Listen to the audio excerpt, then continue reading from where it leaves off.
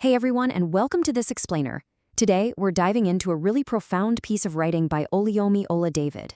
She's this brilliant Nigerian thought leader who's deeply focused on global development and transformation. In her fascinating piece called Free to Roam, Reserved to Tend, she unpacks an incredibly complex web of human capital, economic development, and brain drain. You know, if you've ever found yourself wondering why some historically resource-rich nations consistently struggle to develop, or why their brightest minds almost always end up leaving, well, her analysis is going to completely shift how you view national wealth. So let's jump right in. To set the stage, she kicks things off by reflecting on the severe brain drain Nigeria has experienced over the past 5 years or so. And to frame this whole macroeconomic issue, she brings in this amazing, highly evocative ancient Yoruba proverb. It translates roughly to this: the household-owned goat does not appreciate the kindness of the hunter, and the one who inherited an expensive festival cloak on a platter does not appreciate its worth. Now, you might be wondering, what on earth do a goat and a hunter have to do with modern economic migration, right? Well, she breaks this proverb down to a super simple, universal truth. Familiarity breeds contempt. The core point she's making here is that a nation will so often take its very own incredible local talent completely for granted.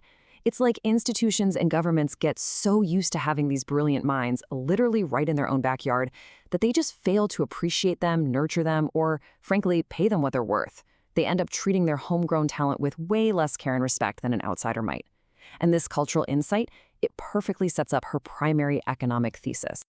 All right, let's get into section 1, the true capital, human versus mineral.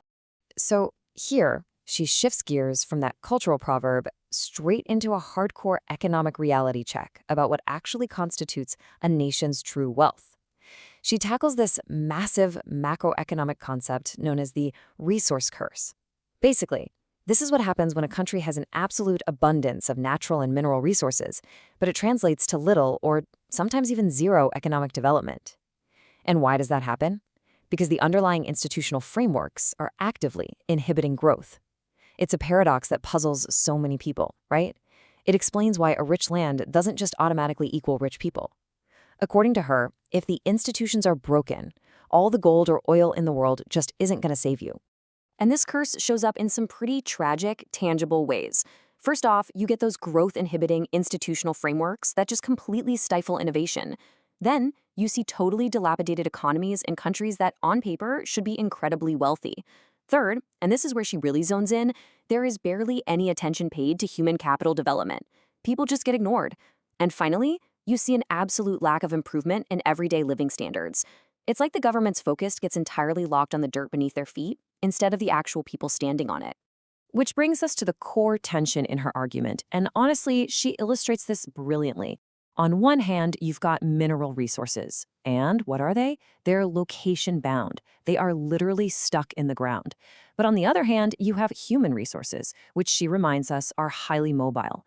A nation might sit back and think it's totally secure because it's sitting on vast mineral wealth, but its true wealth, its human capital, has feet and passports. It can and will just pack up and leave if it feels undervalued. I absolutely love the imagery she uses to drive this point home. She writes that even though capital embedded in humans might be, quote, cultivated as little acorns that soon become oak trees, they are transplantable. Just think about that for a second. A person might grow up, get educated, and build their initial skills in a developing country, growing from a vulnerable little acorn into a strong, capable oak tree. But if the soil turns sour, if the system actively holds back their growth, they aren't just going to sit there and wither away. No, they'll simply uproot and transplant themselves somewhere with a much more favorable environment. So what exactly causes these oak trees to uproot? Let's look at the specific drivers of migration for the privileged, as she identifies them. A lot of the time, it boils down to governments and corporations showing a severe lack of focus on sustainable human capital growth. Add to that the total absence of family-friendly policies in these work environments. At the end of the day, these folks are just seeking expanded opportunities. If they actually have the privilege to move and their home country is treating them with that contempt of familiarity she talked about earlier, yeah, they are absolutely going to take their talents elsewhere. Okay, moving on to section 2, the privilege of mobility. Now, this is where she really pivots the narrative. We've talked extensively about this mobile elite, the people who actually have the financial means to just pack up and leave.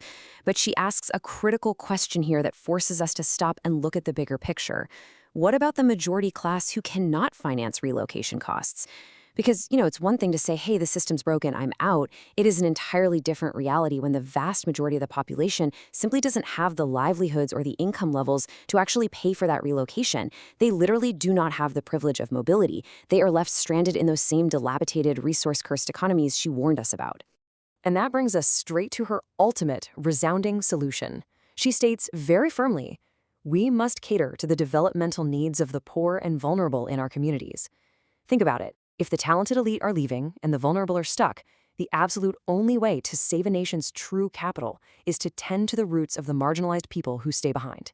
We've got to shift the national focus away from those location-bound minerals in the dirt and pour our absolute best energy into the people who are bound to the location by circumstance.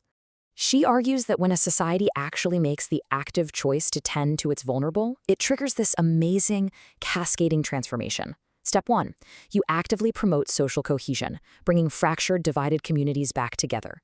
Step 2, you start to narrow those massive intergenerational inequality gaps that plague so many developing nations. And Step 3, you drastically reduce insecurity, which is so often fueled by people who feel marginalized and completely left behind. So, by investing in the poorest citizens, you're not just doing charity work. You are quite literally building a safer, more cohesive, and truly wealthy nation right from the ground up.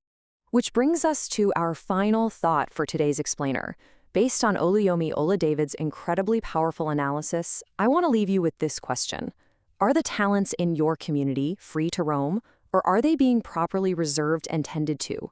It's a question that takes her title and turns it right back onto us, challenging every single one of us to reflect on how human capital is being treated in our own backyards, our own companies, and our own countries. Are we actively cultivating our oak trees, or just taking them for granted until they decide to transplant themselves somewhere else? Definitely something to think about.